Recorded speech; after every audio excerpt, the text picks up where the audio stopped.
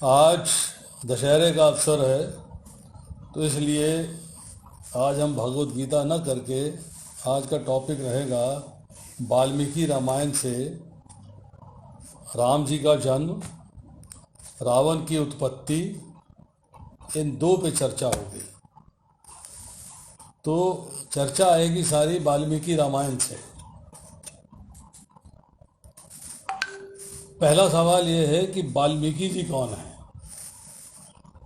आज अगर हम देखें, आज के समाज के अंदर वाल्मीकि जो है उनको दलितों का, शूद्रों का भगवान माना जाता है। कहते हैं कि वाल्मीकि जी जो है शूद्र थे, दलित थे, परंतु शास्त्र में वाल्मीकि रामायण, अध्यात्म रामायण, कम रामायण, बहुत सारी रामायण के ग्रंथ हैं जिनसे कि हमें उल्लेख मिलता है कि वाल्मीकि जी कौन थे।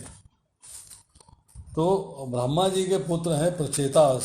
बहुत सारे प्रचेताओं में एक प्रचेता है वाल्मीकि जी। मनुस्मृति के अंदर जो है एक श्लोक है, श्लोक पढ़ता हूँ। प्रचेतसं वशिष्ठं च भृगुं नारदमेव च। प्रचेता को वशिष्ठ, नारद, पुलस्त्य और कवि आदि का भाई माना गया है, भाई कहा गया है, अर्थात ये ब्रह्मा जी के पुत्र हैं। स्कंद पुराण में जो वैशाख महात्म्य है उसमें ये चर्चा आती है, उसकी चर्चा पढ़ते हैं कि एक वत्स गोत्र के ब्राह्मण हैं जिनका नाम है स्तंभ। वो स्तंभ ब्राह्मण जो है वो अगले जन्म के अंदर फिर ब्राह्मण वंश में जन्म हुआ, परंतु किसी कारणवश संग की वजह से उन्होंने व्याध का साथ उनको मिल गया। व्याध मीन्स जो कि पक्षियों को पकड़ते हैं और मारते हैं।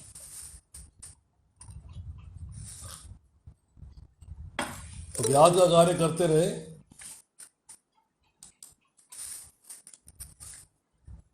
नेक्स्ट लाइफ के अंदर उनको फिर ब्राह्मण का जन्म मिला और कहलाए अग्नि शर्मा, जिनको बाद में जो है रत्नाकर के नाम से पुकारा गया।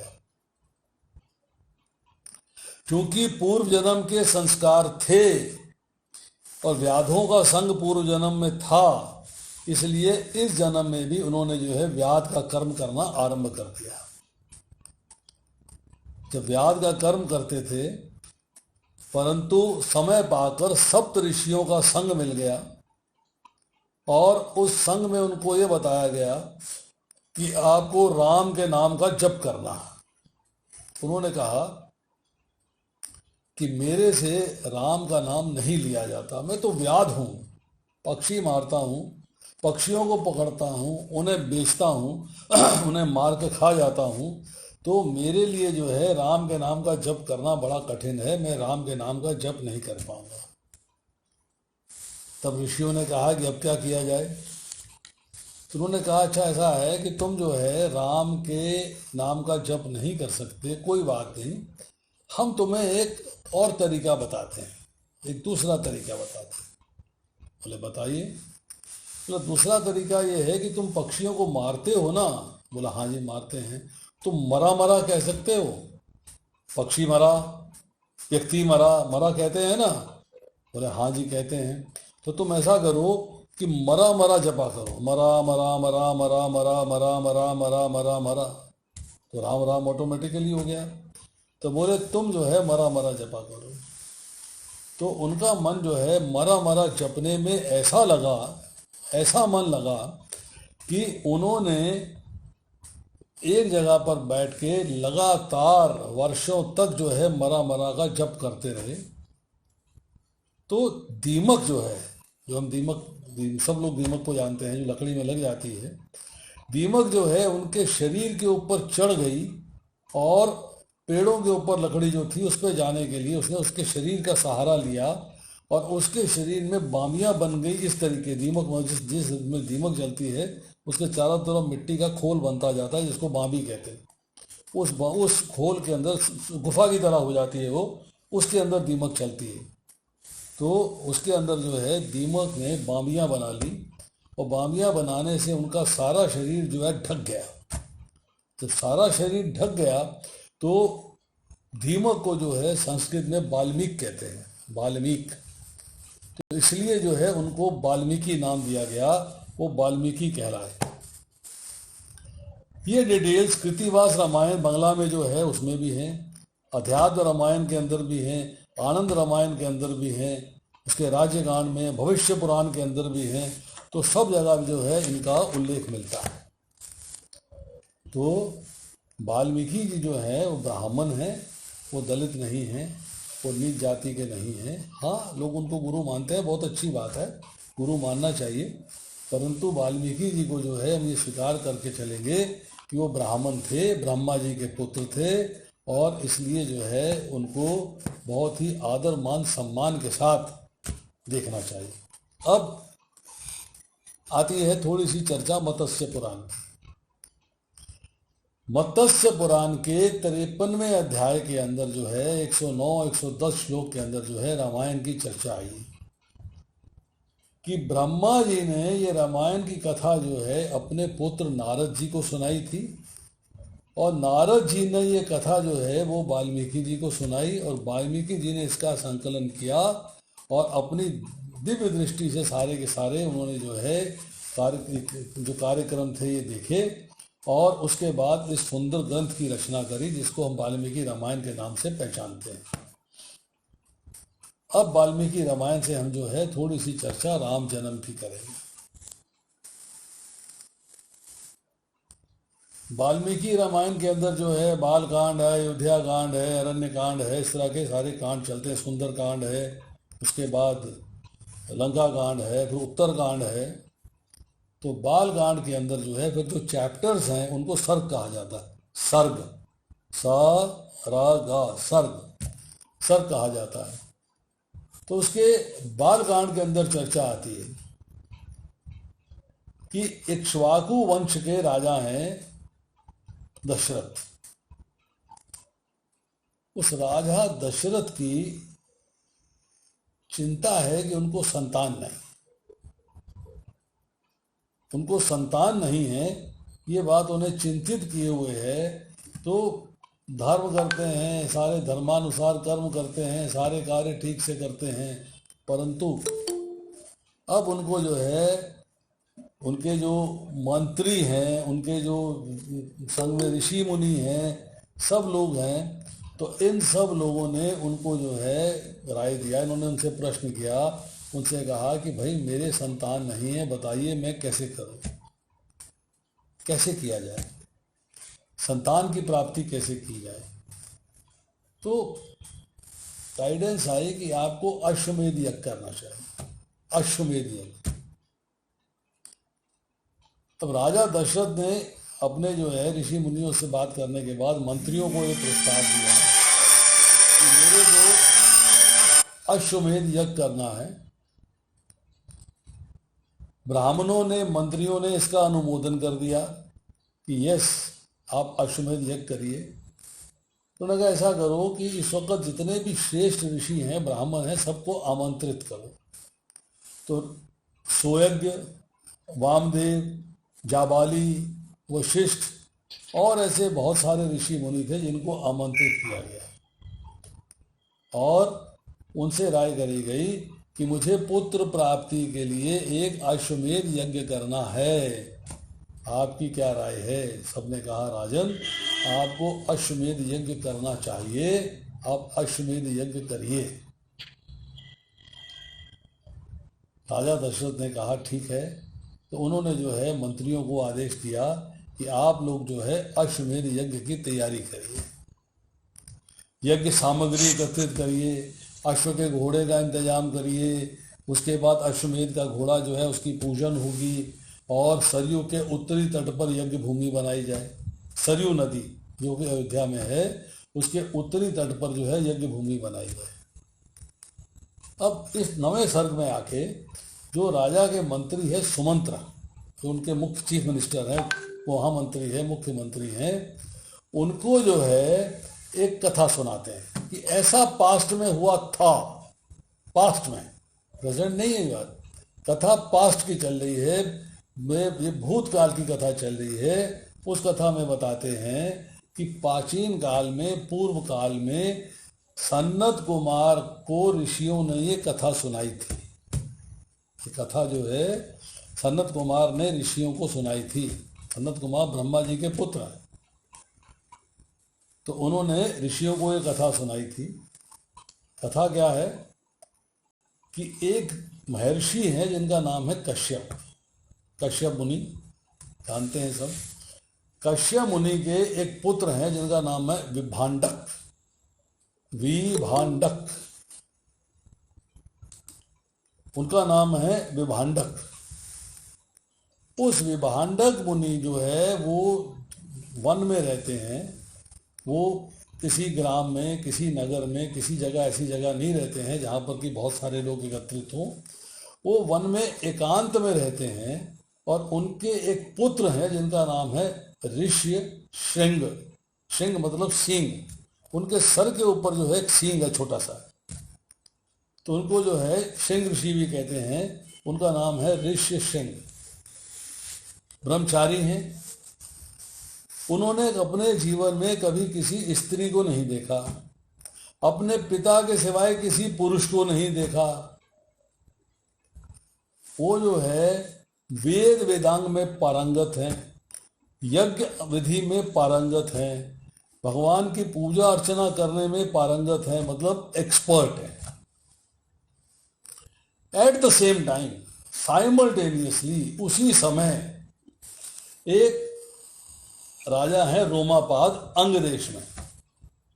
वही अंग देश जिसके राजा कर्ण बने, उसी अंग देश में एक राजा है रोमापाद। किसी कारणवश, किसी वजह से उनसे धर्म का उल्लंघन हो गया, अर्थात कोई ऐसा कार्य हो गया जिसको कि धर्म जो है अनुमोदन नहीं करता है, धर्म उदय जो है एक्सेप्ट नहीं करता है। ऐसा कार्य हो गया अधर्म का। अब उस अधर्म का कार्य होने से इफेक्ट क्या हुआ कि उस देश के अंदर जो है बारिश होनी बंद हो गई, वर्षा होनी बंद हो गई, उससे अकाल पड़ गया, जिसे अनावृष्टि का नाम दिया गया है कि अनावृष्टि की स्थिति उत्पन्न हो गई, अर्थात अकाल हो गया। अब उन्होंने जो है अपने राज्य में ऋषियों को बुलाया। ऋषियों को बुलाने के बाद उन्होंने कहा कि भाई मेरे से अधर्म का उल्लंघन हो गया है, वर्षा नहीं हो रही है, अकाल पड़ गया है और हमारी प्रजा जो है भूखी प्यासी मर रही है, तो मैं चाहता हूँ कोई ऐसा यज्ञ किया जाए जिससे कि अकाल समाप्त हो जाए। मैं अपने पाप का प्रायश्चित करना चाहता हूँ। तो ऋषियों ने कहा कि आप जो यज्ञ करना चाहते हैं उस यज्ञ को सिर्फ ऋषि श्रृंग करा सकते हैं। मुनि ऋषि श्रृंग को बुलवाइए और उनसे यज्ञ कराइए। परंतु मुनि ऋषि श्रृंग जो है आपके देश में आएंगे नहीं। उनको किसी तिड़कम से, किसी तरीके से, किसी सिस्टम से लाना पड़ेगा, आसानी से नहीं आ सकते। अब उन्होंने कहा कि अगर आ जाएंगे तो क्या एक्सेप्टेंस हो जाएगी, क्या मान जाएंगे मेरे लिए यज्ञ करने के लिए? मान लो उनको किसी तरीके से ले आते, बोले मानेंगे नहीं तो आपको उसके लिए भी तिड़कम लगानी पड़ेगी, उसके लिए भी तरीका ढूंढना पड़ेगा। बोले क्या है तरीका? कि आपकी जो पुत्री है शांता, उसका विवाह ऋषि सिंह के साथ कर दीजिए। अब आपके बन जाएंगे जामाता, अर्थात दामाद। तो दामाद को जब रिक्वेस्ट करेंगे तो आपके लिए यज्ञ कर देंगे, अनावृष्टि समाप्त हो जाएगी, राजा इंद्र प्रसन्न हो जाएंगे, वर्षा आ जाएगी, अकाल समाप्त हो जाएगा, धन धान्य से देश भर जाएगा। तो उन्होंने कहा ठीक है, पर सवाल ये है कि ऋषि श्रृंग को लाया कैसे जाए, हाउ टू ब्रिंग है, उनको अपने देश में लाया कैसे जाए। तो उन्होंने जो है कुछ ऋषियों को, कुछ मुनियों को उनके यहाँ भेजा और वो जो है कुछ कर नहीं पाए। क्या कहते हैं, चलो उन्होंने मना कर दिया। उन्होंने कहा फिर तब जो है उन्हें गाइडेंस मिली कि आप अपने देश की सुंदर सुंदर नर्तकियों को वहाँ भेजिए। स्त्री से आकर्षित होकर ऋषि सिंह मुनि जो है यहाँ पर आपके देश में आ जाए। बोले ठीक है। अब उन्होंने जो है एक टीम बनाई, एक टीम बना के नर्तकियों को जो है उस देश में भेज दिया। उसके साथ सुंदर सुंदर पेय, मतलब पीने की चीज़ें, सुंदर सुंदर फल, सूखे मेवे, इस तरह बहुत सारी चीज़ें साथ में भेजी, जिससे कि ऋषि सिंह को आकर्षित करके अंग देश में लाया जा सके। अब वो नर्तकियां जो हैं उनके आश्रम के पास ही नदी के अंदर अपने नई नाव में बजरे के अंदर जो है बैठी अलग अलग हरकतें कर रही हैं, नृत्य कर रही हैं, संगीत है, म्यूजिक चल रहा है, बहुत सारी चीज़ें हो रही हैं। तो एक दिन जो है मुनि ऋषि सिंह घूमते घूमते घूमते घूमते जो है वो वहाँ पे आ पहुँचे तो नर्तकियों से उनकी मुलाकात हुई, देखा और अपने वापस चले गए। अगले दिन जो है नर्तकियां उनके आश्रम में पहुंच गई। आश्रम में पहुंच गई तो वहाँ पर जो है चर्चा हुई। उन्होंने उनसे जो है बातचीत करी और बातचीत करने के बाद उन्होंने उनको जो है अपने साथ जो फल लाई थी, सूखे मेवे लाई थी, पेय लाई थी, उनको प्रस्तावित कर दिया। उन्होंने पिया, उन्होंने खाया, उनको बहुत आनंद आया। ऐसी चीज़ें कभी पहले, कंदमूल खाते थे, ऐसी चीज़ें कभी पहले खाई नहीं थी। जब उनको खूब सारा अच्छा कुछ मिला तो अगले दिन फिर घूमते घूमते वहाँ चले गए और स्त्रियां जो हैं उन्हें अपनी नाव में बिठा के अंग देश ले गई। अब मतलब हाईजैक हो गए, किडनैप हो गए। अंग देश में पहुंचे तो राजा ने मान दिया, आदर दिया, सम्मान दिया, सत्कार दिया, सब कुछ किया। और जब अल्टीमेटली उन्होंने जो है अपनी पुत्री शांता का विवाह जो है ऋषि सिंह से कर दिया। अब उन्हीं ऋषि सिंह से रिक्वेस्ट करी गई कि आप जो है हमें अश्वमेध यज्ञ करा दीजिए, जिससे अश्वमेध यज्ञ की समाप्ति के बाद पुत्रेष्टि यज्ञ कराइए ताकि पुत्र की प्राप्ति हो सके। अब सुमंत कहते हैं कि आपके जो रोमापाद जो है, रोमापाद राजा जो है अंग देश के आपके मित्र हैं, आप राजा दशरथ हैं, आप उनको उनसे मांग लीजिएगा। जब वो ऋषि सिंह आपके यहाँ आ जाएंगे तब आप उनसे रिक्वेस्ट करिए करवाने के लिए सब कुछ, तो सब कुछ संभव हो जाएगा। अब ऋषि सिंह जी को राजा दशरथ ने रिक्वेस्ट करी और रोमापाद जी ने उनको जो है शांता सहित राजा दशरथ के यहाँ भेज दिया। यज्ञ सामग्री तैयार करी गई, अश्व का घोड़ा तैयार किया गया और सरयू तट के उत्तरी तट पर यज्ञ भूमि तैयार करी गई और ऋषि सिंह जी जो है उन्होंने सारी यज्ञ की तैयारी करवाई। अश्वमेध यज्ञ का घोड़ा सजाया गया, उसका पूजन किया गया, अर्चन किया गया। उसके बाद जो है यज्ञ की पूरी प्रिपरेशन के साथ साथ फिर राजा दशरथ ने जो है इनविटेशन भेजा, आमंत्रित किया। आमंत्रित किया किसे? राजा जनक को, काशीराज को, कैकेय नरेश को जिनका नाम राज सिंह था, रोमापाद महाराज को, कौशल भानुमान, सिंधु नरेश, सौवीर नरेश, इन सबको जो है बुलाया गया और बुलाने के बाद सबको यथा योग्य सम्मान दिया गया, यथा योग्य व्यवस्था करी गई ठहरने के लिए। सबका इंतज़ाम करने के बाद अब जो है अश्वमेध का यज्ञ को 1 साल चलने के बाद वापस लौट के आया है।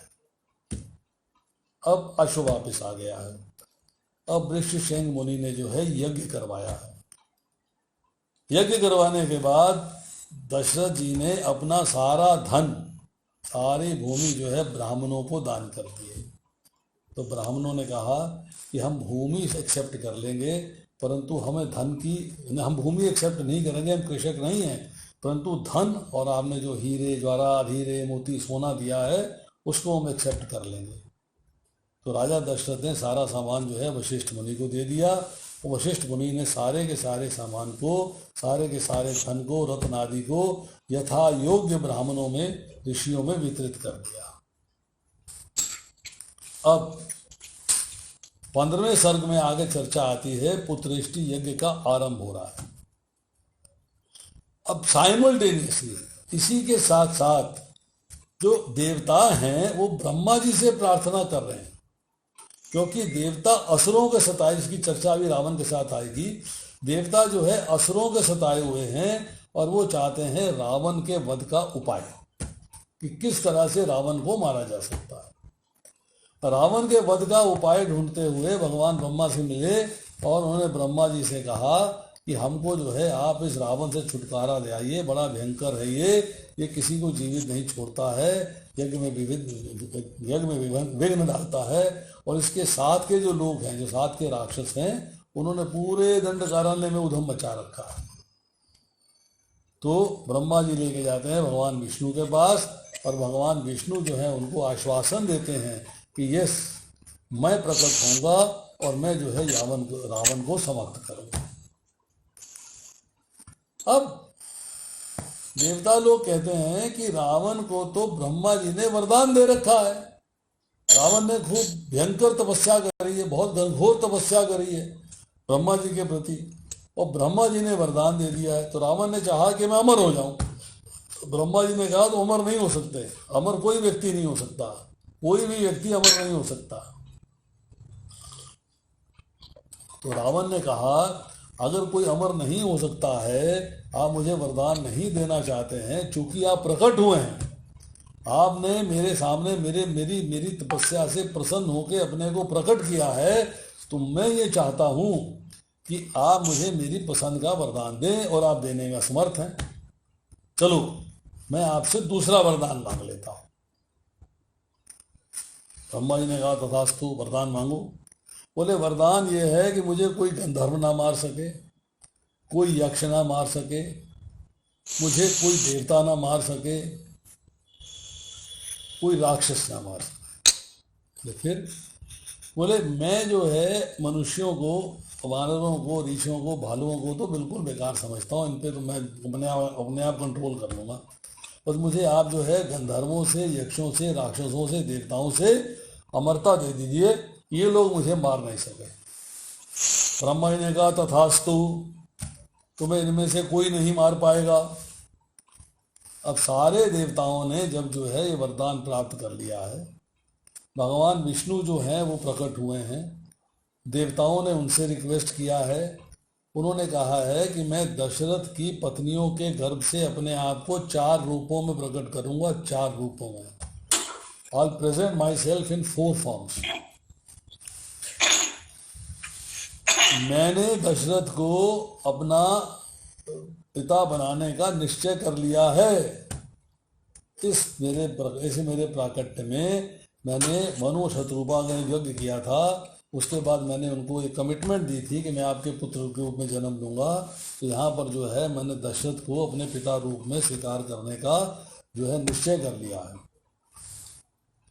अब देवताओं ने जब रिक्वेस्ट करी है तो भगवान विष्णु ने कहा कि उसको तो अब ब्रह्मा जी ने वरदान दे दिया है, तो मुझे नर का रूप लेना पड़ेगा, अर्थात मनुष्य रूप में अवतरित होना पड़ेगा।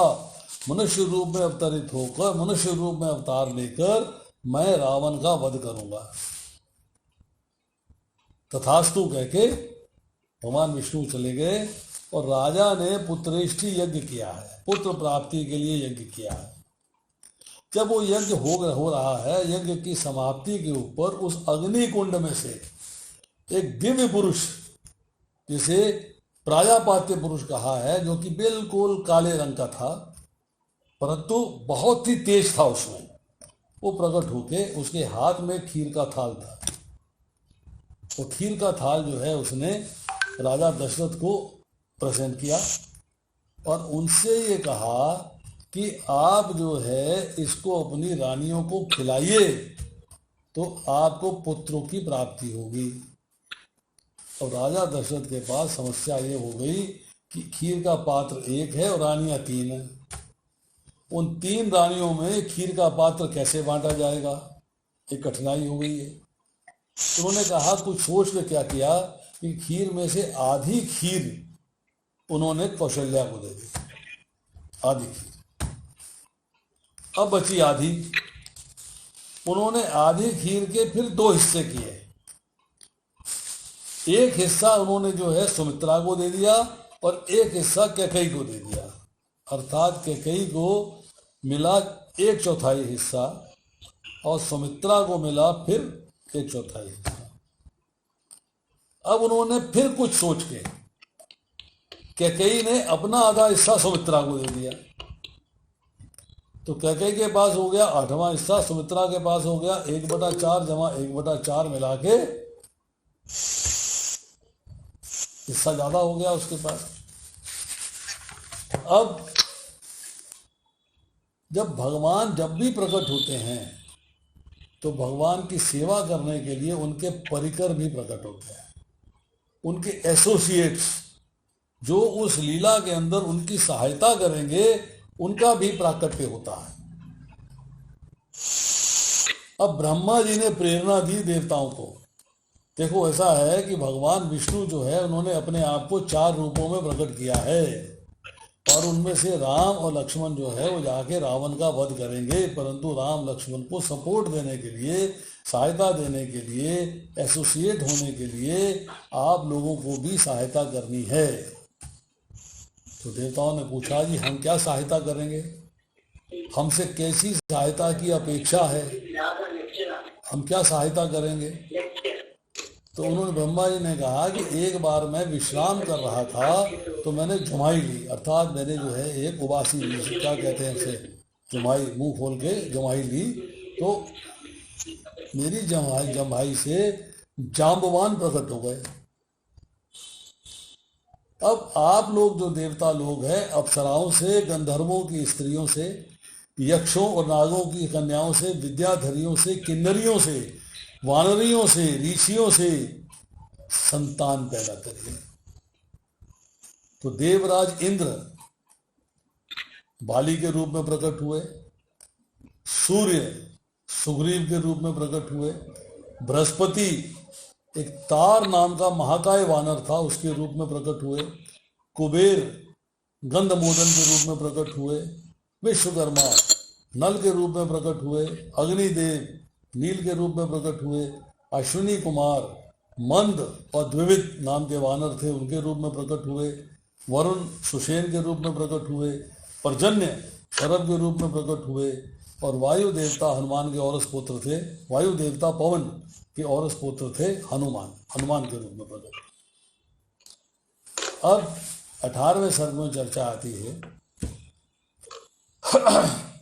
चैत्र मास है, शुक्ल पक्ष है, नवमी तिथि है, पुनर्वसु नक्षत्र है, कर्क लग्न है। तो सारी स्थितियों के अंदर जो है कुछ रामचंद्र जी का प्राकट्य होता है। भरत, लक्ष्मण, शत्रुघ्न, राम जी इन सब का प्राकट्य जो है इस दिन होता है 12 महीने की प्रेगनेंसी के बाद, अर्थात 6 महीने बीत। अब यहाँ हम सोचेंगे कि जो है इनका प्राकट्य जो है वो माता के गर्भ से हुआ है।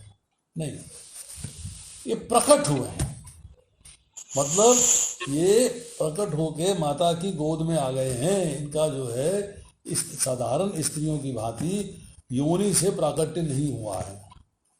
इसीलिए तुलसीदास जी भी लिखते हैं, भय प्रकट कृपाला दीन दयाला कौशल्या हितकारी। भय प्रकट कृपाला अर्थात भगवान प्रकट हुए हैं, प्राकट्य हुआ है इनका। अब हौले हौले हौले हौले भगवान बड़े हो रहे हैं, सबका प्रेम प्राप्त कर रहे हैं, सबसे प्रेम कर रहे हैं। स्थिति जो है वो आती है कि भगवान जो है वो 16 वर्षीय 18 वर्षीय कुमार हो गए। कुशिक वंश में राजा गाधी के पुत्र हैं विश्वामित्र। विश्वामित्र जो है राजा हैं। एक बार जो है वो अपनी सेना के सहित विचरण करते हुए वो वशिष्ठ मुनि, चचरा जी अपना माइक बंद करिए, माइक को म्यूट करिए अपने।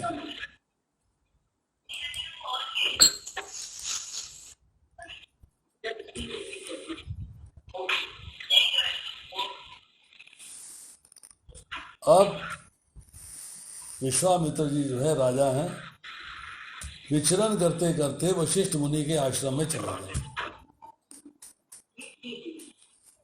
वशिष्ठ मुनि के आश्रम के अंदर वशिष्ठ मुनि उनका स्वागत करते हैं और उनसे कहते हैं कि आप आइए, हम आपके लिए जो है भोजन तैयार करते हैं। कहते हैं मेरे साथ 10,000 लोग हैं, किस किस को भोजन कराओगे? वशिष्ठ मुनि ने कहा मैं सबको करा दूंगा, सबको भोजन हो जाएगा, आप आइए, आपका स्वागत है। मेरे पास ये नंदिनी कामधेनु गाय है, ये सबके लिए भोजन तैयार कर देगी। गाय से भोजन प्रकट होगा? बोले हाँ, इसमें सब कुछ देती है, सब कुछ देती है। तो राजा विश्वामित्र जो है वहाँ बैठे हैं, उनके सारे सैनिकों को भोजन प्राप्त हुआ है, और अति स्वादिष्ट भोजन जैसा कभी उन्होंने पाया नहीं होगा। उसके बाद उन्होंने वशिष्ठ मुनि से कहा कि मेरे को आपकी ये गाय चाहिए, कि मैं राजा हूँ, ऐसी गाय राजा के पास होनी चाहिए।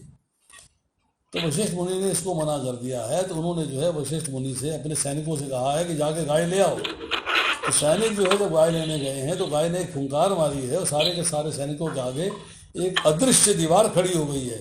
उस दीवार के पार सैनिक हैं, और सैनिक जो है गाय के पास उसको छू भी नहीं पाते, वहां तक पहुंच भी नहीं पाते। अब राजा विश्वामित्र जो है बहुत कोशिश करते हैं लेने की, अल्टीमेटली वशिष्ठ मुनि को धमकाते हैं, और धमकाने के बाद चले जाते हैं। फिर तपस्या करते हैं ब्रह्मा जी के लिए, और तपस्या करने के बाद उनसे जो है ब्रह्म ऋषि होने का वरदान प्राप्त करते हैं, और राजा विश्वामित्र जो है राज ऋषि विश्वामित्र कहलाते हैं। अब उनको जो है यज्ञ चल रहा है, यज्ञ के अंदर जो है मारीच और सुबाहु, ये दो पुत्र हैं सुंद और उपसुंद असुरों के, ये तंग करते हैं। अब उसके लिए जो है राजा विश्वामित्र, हाँ, इनकी जो माता है वो ताड़का है, जिसकी शादी हुई है सुंद के साथ, और पुत्र हुआ है मारीची। तो अगस्त उन्हीं ने श्राप दिया है, सुंद जो है वो असुर मारे गए हैं। तो ताड़का और मारीची जो है वो बिल्कुल एकदम जिसे कहते हैं एग्रेसिव हो गए।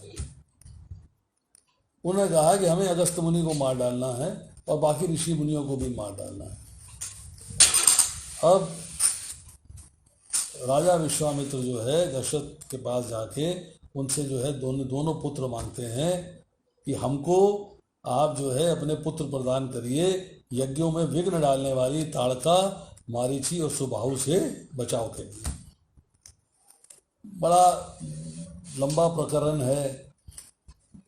राजा दशरथ जो है बड़े बड़े दिखाते हैं कि मैं जो है नहीं भेज पाऊंगा, मेरे पुत्र बड़े सुकुमार हैं, बहुत छोटे हैं, अभी एक्सपर्ट नहीं हैं, फला बहुत सारी बातें चलती हैं। तो विश्वामित्र जो है कुपित हो जाते हैं, क्रोधित हो जाते हैं। अल्टीमेटली राजा कहते हैं कि अगर मैं नहीं भेजूंगा तो मुश्किल में, भेजूंगा तो मुश्किल में है। तो मंत्री समझाते हैं कि जब ऋषि साथ हैं तो आप इनको भेज दीजिएगा, कोई दिक्कत नहीं। तो वो उनको जो है उनके साथ भेज देते हैं वन के अंदर। वहां पर जो है राजा रामचंद्र जी और लक्ष्मण जी जो है ताड़का का वध करते हैं, सुबाहु का वध करते हैं। मारीची जो है वो भाग के वापस रावण के पास चला जाता है। उसके बाद वो लोग जाते हैं, सीता स्वयंवर होता है, सीता जी से विवाह होता है, सीता जी विवाह होकर वापस आते हैं। और वापस आने के बाद जो है सारी चर्चा आती है अंत में कि रामचंद्र जी को अब वनवास में जाना है। वनवास में मैं ज़्यादा चर्चा नहीं रामायण की कर रहा हूँ, क्योंकि रावण का प्रकरण है, 20 मिनट में वो भी समाप्त करना है। तो अब रामचंद्र जी को जाना है वनवास में। अब देवताओं का खेल है ये समझिएगा। भगवान की लीला है कि देवताओं का खेल क्या है कि एक देश का राजा दूसरे देश के राजा पे आक्रमण क्यों करेगा? वाई? वो अपने देश में राज्य कर रहा है, वो अपने देश में राज्य कर रहा है, आक्रमण क्यों करेगा? आक्रमण इसलिए करेगा कि राजा रावण ने बहुत सारा उधम मचा रखा है, ऋषि मुनियों को समाप्त कर देते हैं, इसलिए जो है उनको उसका वध करना आवश्यक है। जब उसका वध करना आवश्यक है तो कौन करेगा? तो वध होना है रामचंद्र जी के द्वारा। जब राम जी के द्वारा वध होना है, अब क्या किया जाए? अब क्या आंसर है? अब आंसर ये है कि कोई ऐसा माहौल क्रिएट किया जाए, कोई ऐसी सिचुएशन क्रिएट की जाए, कोई ऐसी स्थिति उत्पन्न की जाए कि रामचंद्र जी जो है अपने यहाँ से निकल के वहां पहुंच जाएं, मतलब अयोध्या से निकल के वो लंका पहुंच जाएं, ऐसा कोई सिस्टम बनाया जाए। तो सिस्टम क्या बनता है?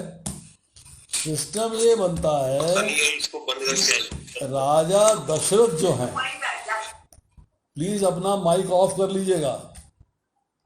राजा दशरथ जो हैं उन्होंने अनाउंस कर दिया है कि अब रामचंद्र जी को राज्य दिया जाएगा। अब देवता क्या करते हैं कि एक देवी है विघ्नेश्वरी, जो कि विघ्न डालती है, जो कि डिस्ट्रैक्ट करने में एक्सपर्ट है, विघ्न डालने में एक्सपर्ट है। तो विघ्नेश्वरी देवी से रिक्वेस्ट करते हैं कि आप मंथरा की जिह्वा पे बैठ जाइए।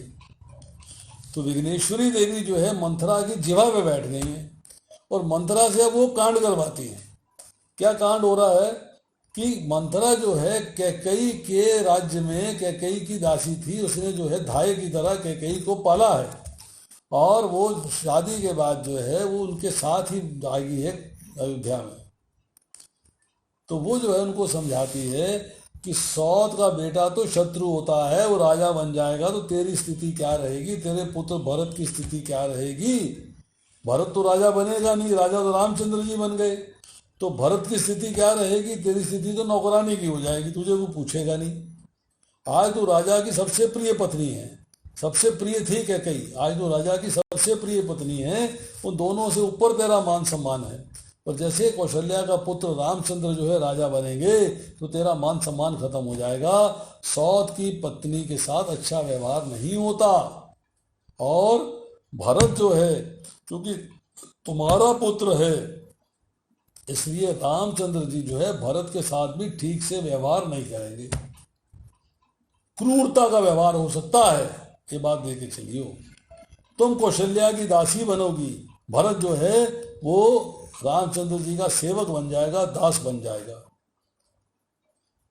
अब कैकेयी जो है रामचंद्र जी की बहुत प्रशंसा करती है, बहुत तारीफ करती है, बहुत कहती है मेरा बड़ा प्रिय पुत्र है, मेरे कहने पे चलता है, मेरा मानता है, मैं सबसे ज़्यादा उससे प्रेम करती हूँ, बहुत सारी बातों में मान मनोबल होती है। कैकेयी जो है मंथरा को समझाने की कोशिश करती है, पर मंथरा फिर कहती रामचंद्र राजा बनेंगे, कौशल्या का पुत्र राजा बनेगा, तेरा पुत्र राजा नहीं होगा तो भरत विल वैनिश, भरत का जीवन जो है वो बिल्कुल निष्क्रिय हो जाएगा, समाप्त हो जाएगा, बर्बाद हो जाएगा।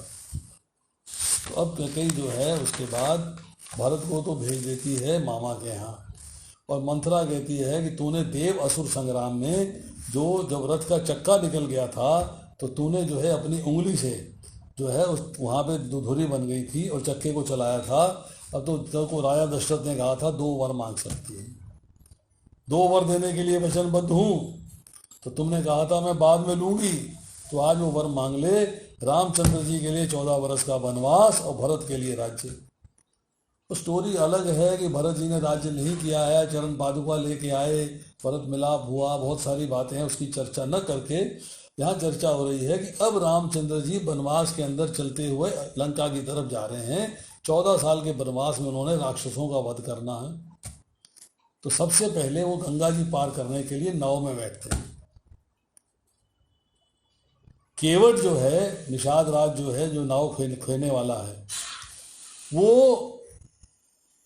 कहता है कि अगर मैंने आपको अपनी नाव में बिठा लिया तो बड़ा कठिन हो जाएगा, मैं पहले टेस्ट करूंगा कि आप बिठाने लायक हो कि नहीं हो। राम जी ने कहा क्यों भाई, इसमें कैसी क्या बात है? कहता आपने पत्थर को छुआ तो नारी बन गई, आपने पत्थर को छुआ तो वो नारी बन गई, मेरी नाव में पैर रखोगे तो पता नहीं क्या हो जाएगा। तो बोले ठीक है बताओ क्या किया जाए। बोले आप पहले आपके चरण प्रक्षालन करूंगा, आपके चरण धोऊंगा। तो केवट ने नाव में बैठ के राम जी के चरण धोए, नाव में बिठा लिया और राम जी के चरण धोए।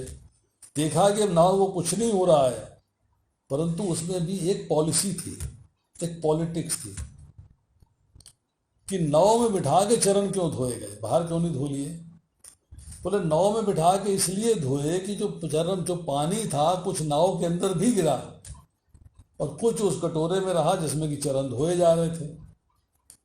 तो जो केवट है, जो निषाद राज है, वो ये कह रहा है कि जब भी गंगा जी का पानी थोड़ा सा ओवरफ्लो होगा और वो जो है मेरी नाव में भरेगा, और ये जो नाव के लकड़ी के रेशे हैं इनमें जो पानी चला गया है चरण प्रक्षालन का, पैरों को धोने का, वो पानी गंगा जी के पानी के साथ मिलके फिर चरणामृत बन जाएगा, तो मैं सारा जीवन चरणामृत पीऊंगा, सारा जीवन चरणामृत पीने का मौका मिलेगा। क्या पॉलिटिक्स लड़ाई इसमें? क्या ये पॉलिटिक्स आज नहीं है, ये पॉलिटिक्स उस समय से है। अब राम जी जो है जाते हैं, 11.5 वर्ष चित्रकूट में रहते हैं। चित्रकूट में रहने के बाद वहां से पंचवटी जाते हैं, और पंचवटी जाने के बाद सीता जी का हरण होता है रावण के द्वारा। अब रावण की चर्चा करते हैं।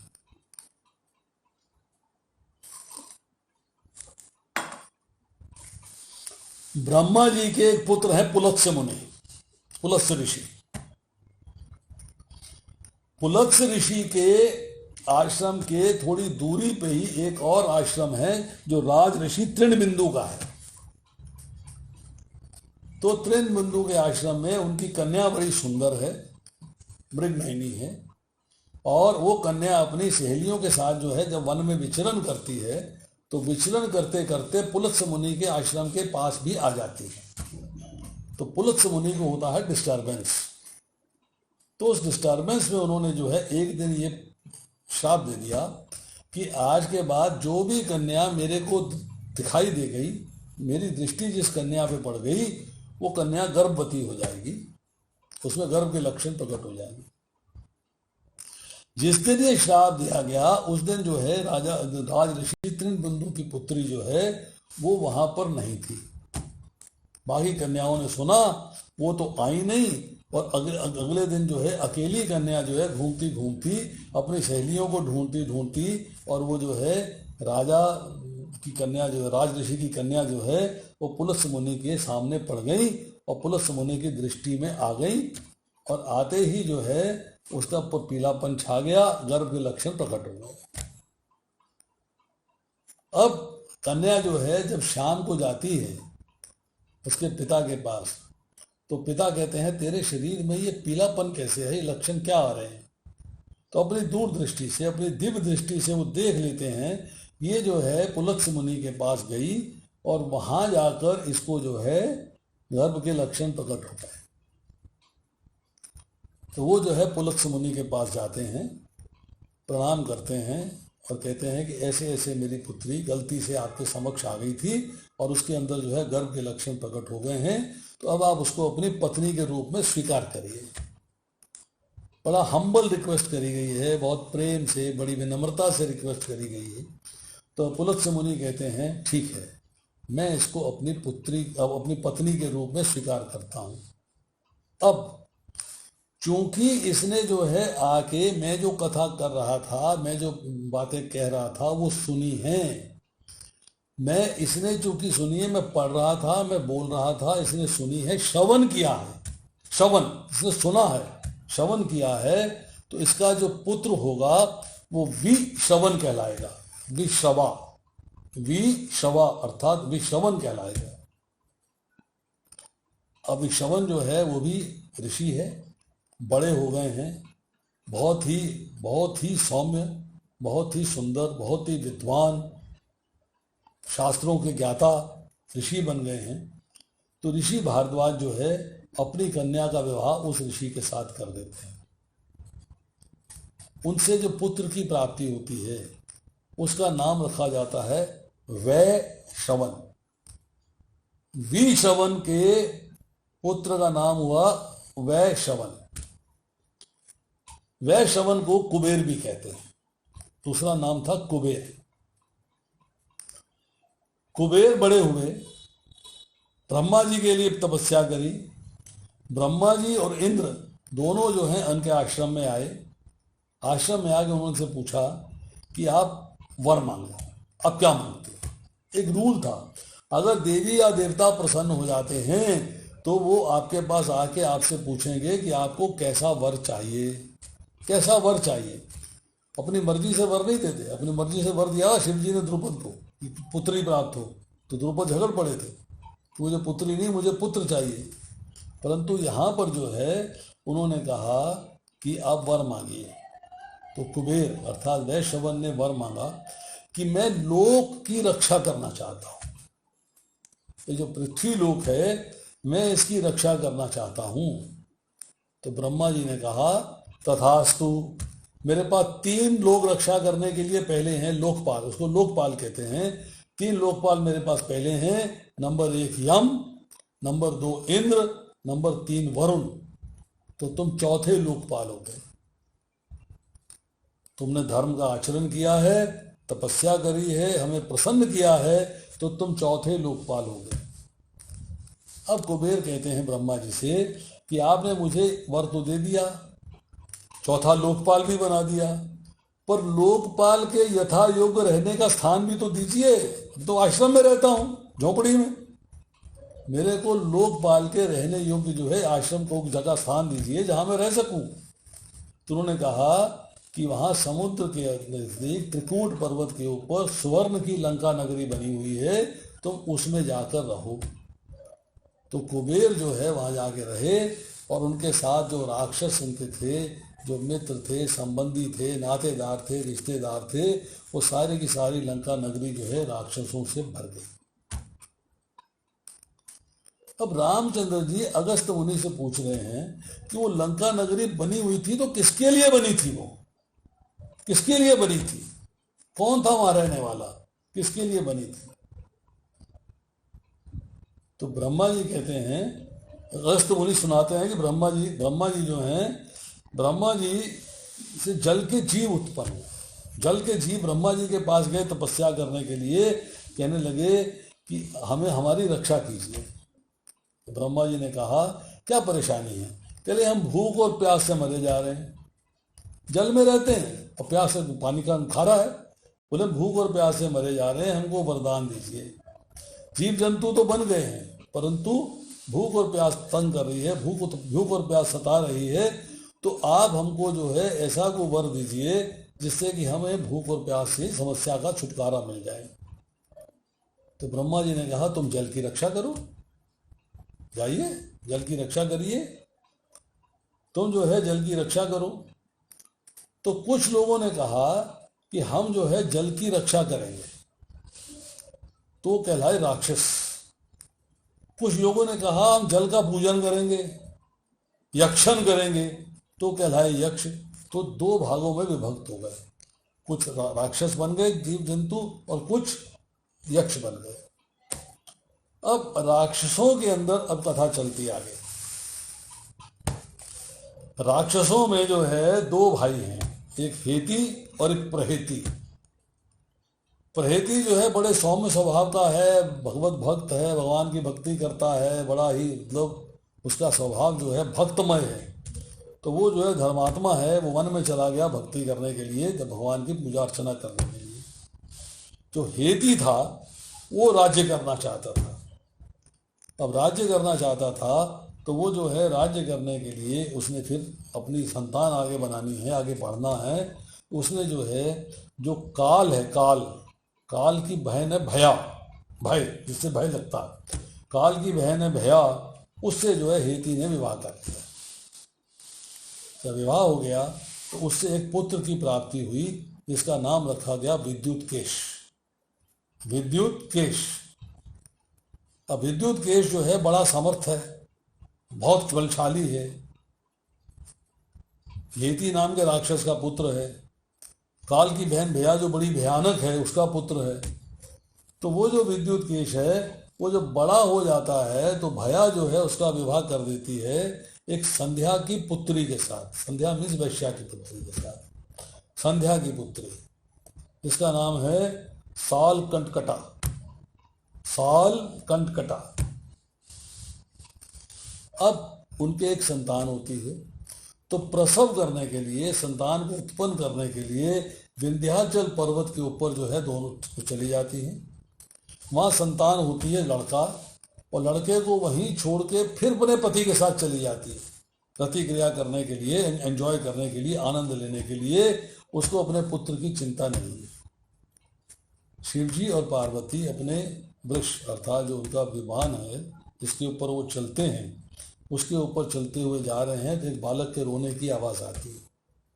उस आवाज़ को सुन के जो है देखते हैं कि वहाँ एक सुंदर बालक लेटा हुआ है और उसको वो उठा के पार्वती अपनी गोदी में रखती है और कहती है कि मैं इसे पालूंगी पुत्र के रूप में, और वो दोनों जो है उसको लेके कैलाश लोक चले जाते हैं। ये जो सुकेश है इसका नाम रखा गया सुकेश। सुकेश को पाला गया है शिवजी और पार्वती के द्वारा। जब ये बड़ा हो जाता है तो विद्युत केश को याद आता है कि मैं अपने पुत्र को विंध्याचल पर्वत पे छोड़ आया था, और उसके फिर जो है गुप्तचर पता लगाते हैं कि उसको लेके जो है शिवजी और पार्वती कैलाश लोक चले गए। तो कैलाश लोक में पहुंचता है, पूजा करता है, अर्चना करता है और शिवजी पार्वती से रिक्वेस्ट करता है कि मेरे पुत्र को आप मुझे लौटा दीजिए। तो पार्वती कहती है मैं उससे प्रेम करती हूँ, मैं तुम्हें नहीं लौटा सकती उसे। तो कहता है अच्छा आप नहीं लौटा सकती हैं तो कभी कभी उसको मेरे राज्य में आने का एक प्रस्ताव दे देता हूँ, वहाँ आया करे, थोड़े दिन वहाँ रहे, थोड़े दिन यहाँ रहे। तो पार्वती एक्सेप्ट कर लेती है। तो विद्युत केश जो है सुकेश को अपने राज्य में ले जाता है। अब जो कैलाश लोक है वहाँ पर तो उसके गण भगवान शिव के, भगवान शिव का अपना जो है मृक्षम बहने रहते हैं, राख मलते रहते हैं, उनका तो सिस्टम अलग है, परंतु वहाँ मिलता है ऐश्वर्य। तो सुकेश जो है ऐश्वर्य के प्रति आकृष्ट हो जाता है। तो आस्ता आस्ता जो है पार्वती जी को मोटिवेट कर लेता है कि मुझे अपने पिता के पास जाना है, और विद्युत केश उसे अपने देश में ले आते हैं।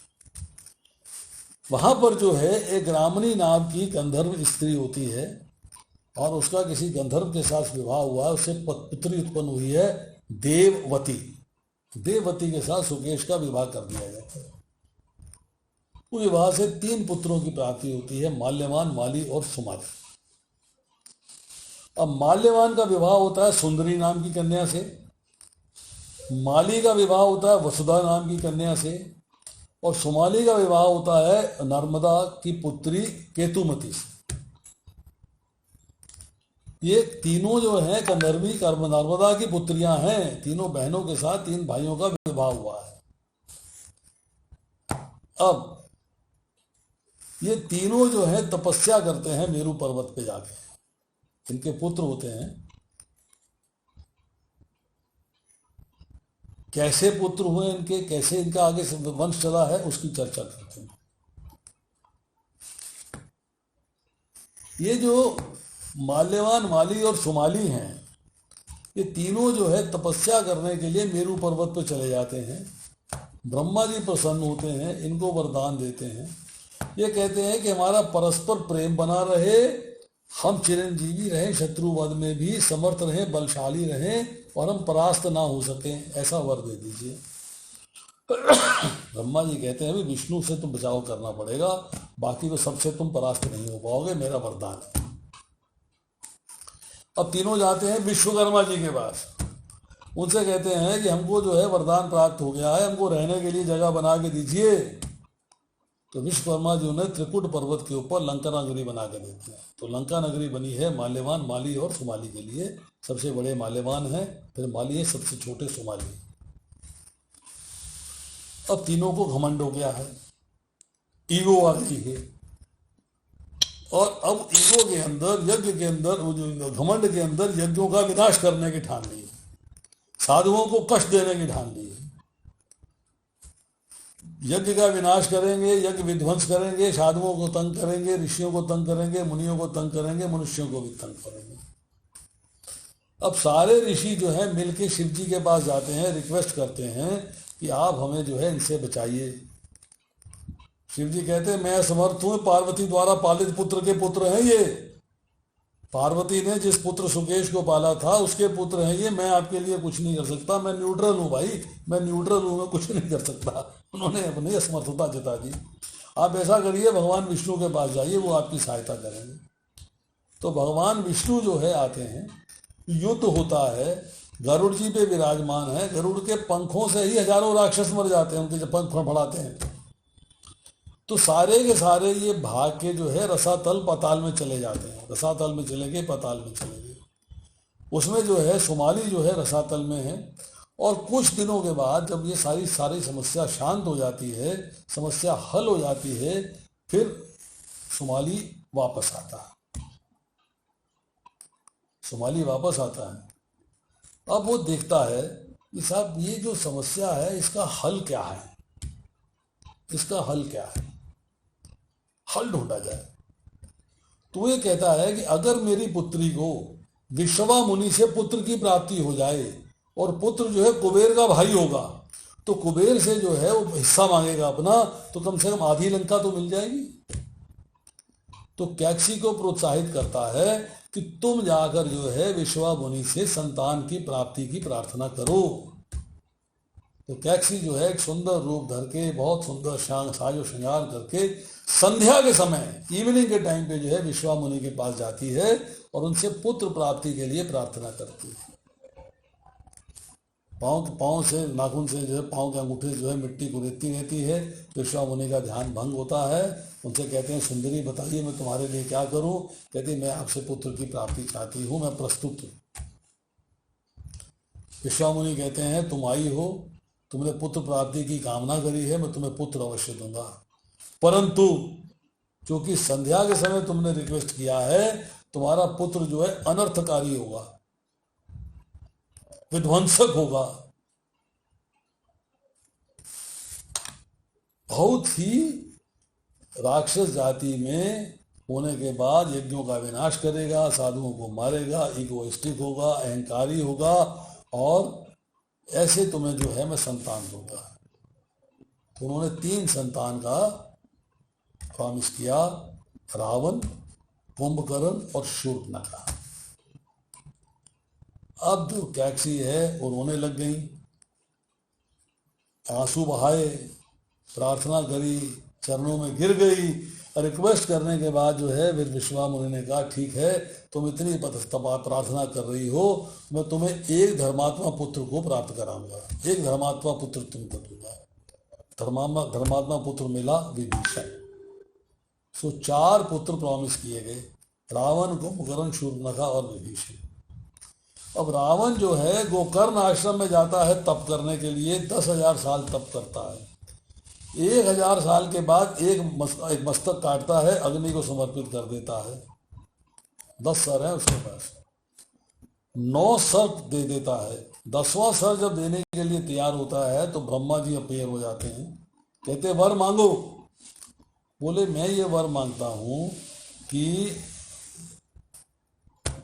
मैं देवताओं, राक्षसों और यक्षों किसी से भी मारा ना जा सके, गंधर्व है, किन्नर है, किसी से मारा ना जा सके। रावण को वर मिल गया। अब वो कहते हैं चलो मैं कुंभकर्ण को भी वर दे देता हूँ। देवताओं ने मना किया। ब्रह्मा जी ने सरस्वती को बुलाया कि कुंभकर्ण की जिह्वा में बैठ जाओ। तो सरस्वती ने कुंभकर्ण की जिह्वा पे बैठ के उनसे एक वरदान मंगवाया।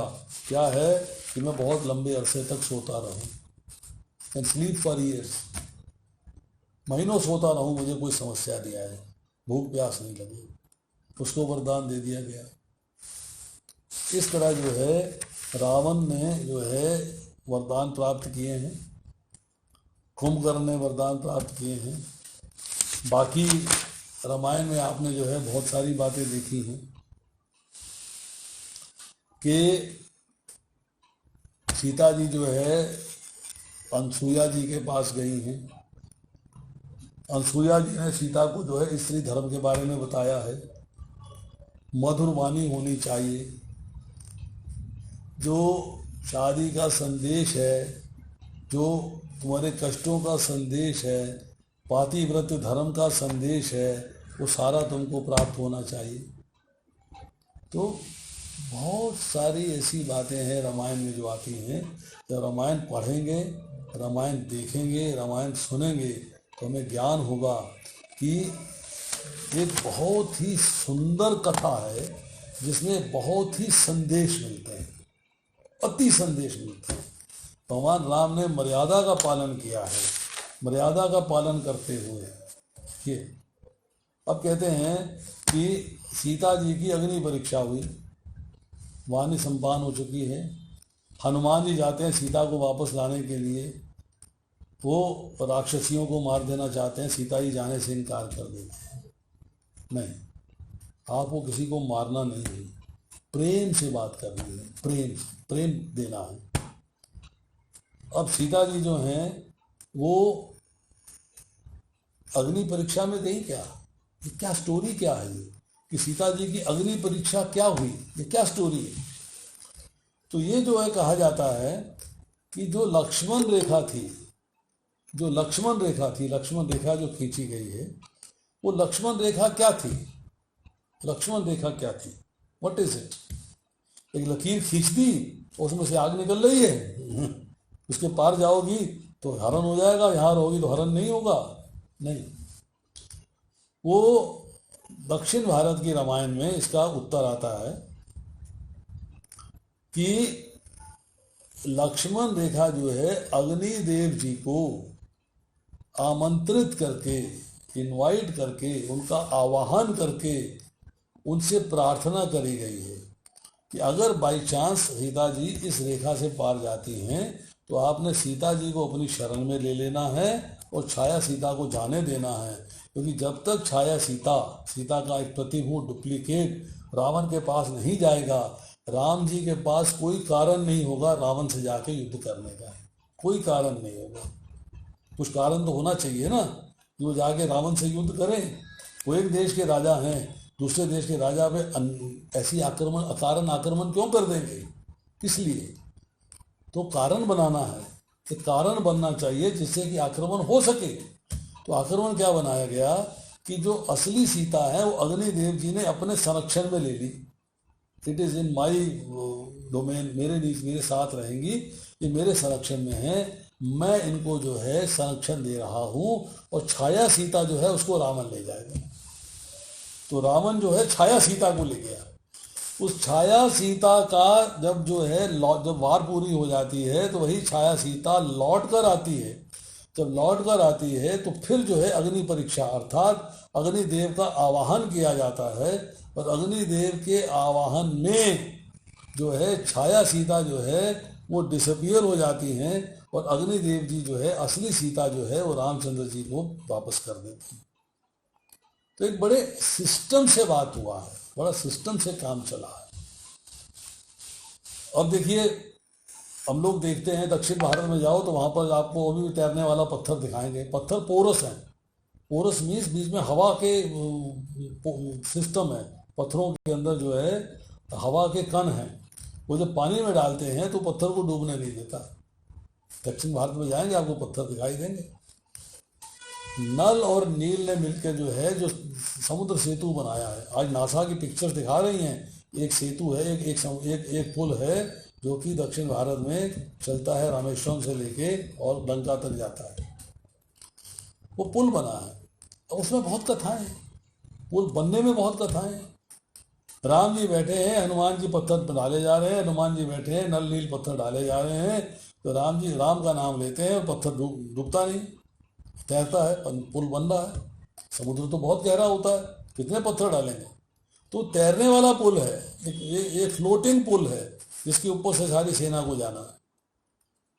तो राम जी ने जो है हनुमान जी से पूछ लिया, भाई क्या बात है, तुम जो पत्थर डालते हो तैर जाते हैं, तो मैं भी एक पत्थर डाल देता हूँ, मेरा भी योग रहेगा कि मैंने पत्थर डाला। तो हनुमान जी ने एक पत्थर उनको पकड़ा दिया, राम जी ने पत्थर डाला, वो डूब गया। राम जी ने कहा, भाई देखो मेरा पत्थर तो डूब गया है, और यहाँ जो है तुम जो है मेरा नाम लेके पत्थर डालते हो, वो तैरता रहता है। तो हनुमान जी ने जवाब दिया कि हे प्रभु, जो आपका नाम लेके हम पत्थर डालते हैं उस पर आपकी कृपा हो जाती है तो वो तैरता रहता है, परंतु जिसको आपने छोड़ दिया है वो कैसे तैरेगा, वो तो डूबेगा ही। जिसको आपने छोड़ दिया है, तो आपने पत्थर को छोड़ा है तो वो डूब गया है। इसलिए जो है हनुमान जी ने जो है, बाकी जो वानर थे उन्होंने जो पत्थर भगवान का नाम लेके डाले हैं तो सब पत्थर तैरते रहे। एक छोटी सी गिलहरी है, वो भी जो है चोंच भर के बस रेता लाती है, पत्थरों में डाल देती है। भगवान देखते हैं इसको, इसका भी योगदान है, इसका भी योगदान है कि वहाँ पर जो है ये पुल बनाने में सहायता कर रही है। अब आखिर में छोटी सी चर्चा, 2 चर्चाएं और करूँगा, 5 मिनट लगेंगे। रामायण में प्रसंग आता है कि बाली जो है उसके पास एक शक्ति है कि उसके सामने जो भी आएगा उसका आधा बल जो है बाली में चला जाएगा, उसमें आधा बल रह जाएगा। तो प्रश्न ये हुआ कि राम जी क्या बाली से डर गए थे कि छुप के तीर मारा उन्होंने, वृक्ष के पीछे से तीर मारा, सामने आके तीर नहीं मारा। राम जी को डर लगा था कि मेरी आधी शक्ति जो है उसमें चली जाएगी। क्यों ऐसा क्यों है कि राम जी ने बाली को छुप कर तीर क्यों मारा, छुप के तीर किस लिए मारा? तो इसका उत्तर आता है कि भगवान पूर्ण है। ओम पूर्णमदः पूर्णमिदं पूर्णात् पूर्णमुदच्यते पूर्णस्य पूर्णमेवावशिष्यते। कि भगवान पूर्ण है, कभी भी अपूर्ण नहीं होते, कभी आधे नहीं होते, उनकी शक्ति कभी आधी नहीं होती, हमेशा पूर्ण रहेगी, हमेशा पूर्ण रहेगी। और भगवान जो है गो ब्राह्मण हिताय च, गो और ब्राह्मण के हित की चिंता करने वाले हैं। अब बाली को ब्रह्मा जी ने वरदान दिया है कि तेरे सामने जो भी आएगा उसकी शक्ति आधी हो जाएगी। अब बाली जो है भगवान के सामने आता है, भगवान उसका वध करना चाहते हैं, तो बाली के पास आधी शक्ति नहीं पहुंचेगी, क्योंकि भगवान की शक्ति आधी नहीं हो सकती। इसका मतलब है ब्रह्मा जी का वरदान झूठा हो गया।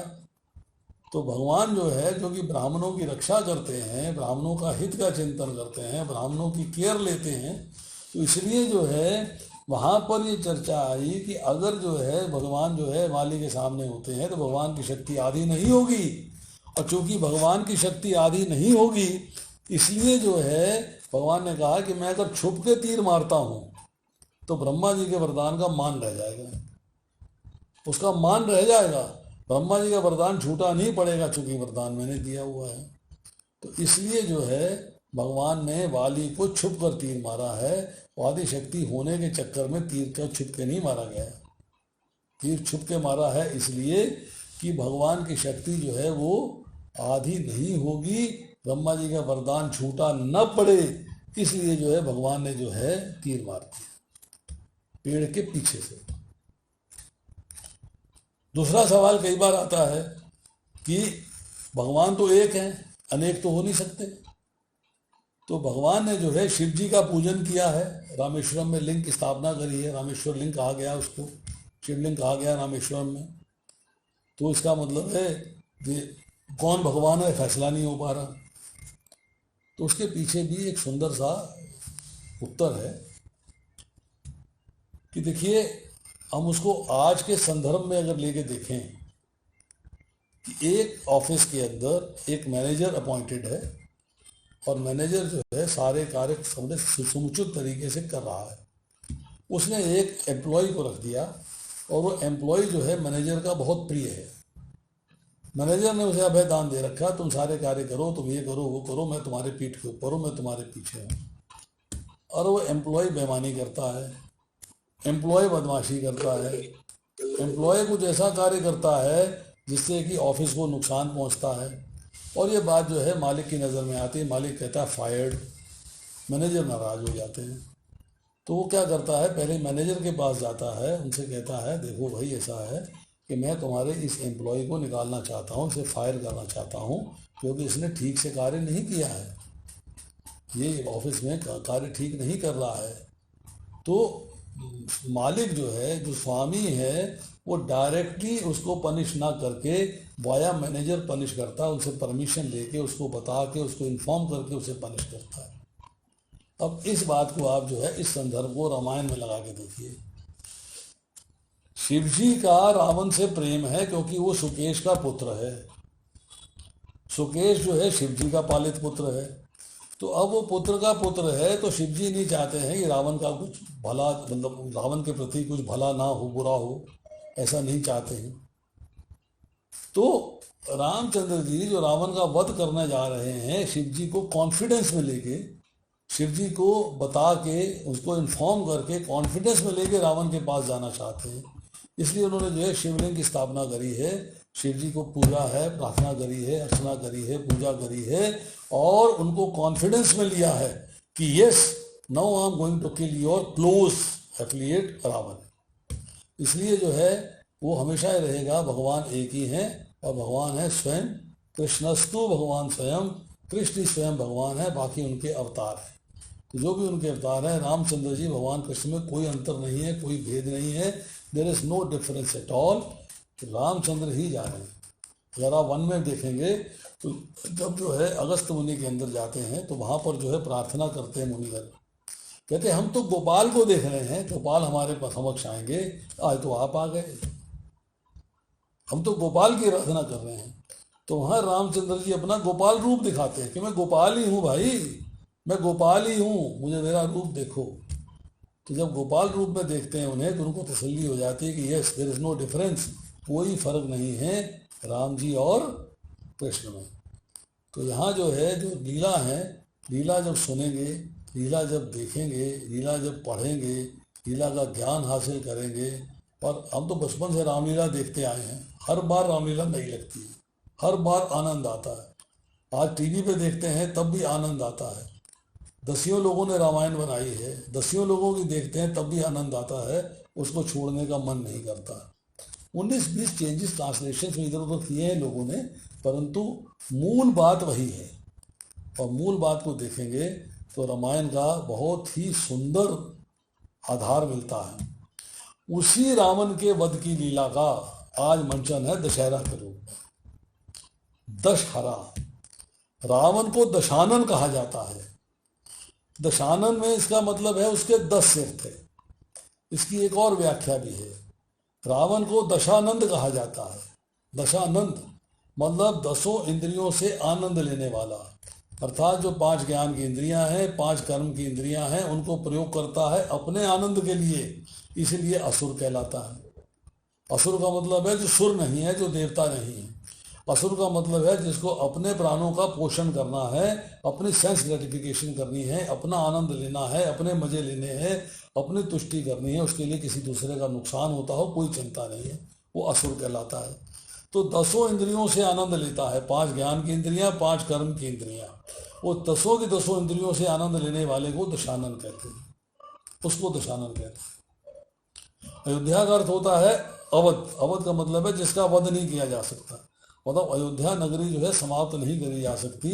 आज भी अयोध्या नगरी एग्जिस्ट कर रही है, त्रेता युग से लेके आज तक अयोध्या नगरी एग्जिस्ट कर रही है। उसको अवध है, उसका वध नहीं किया जा सकता, उसको समाप्त नहीं किया जा सकता।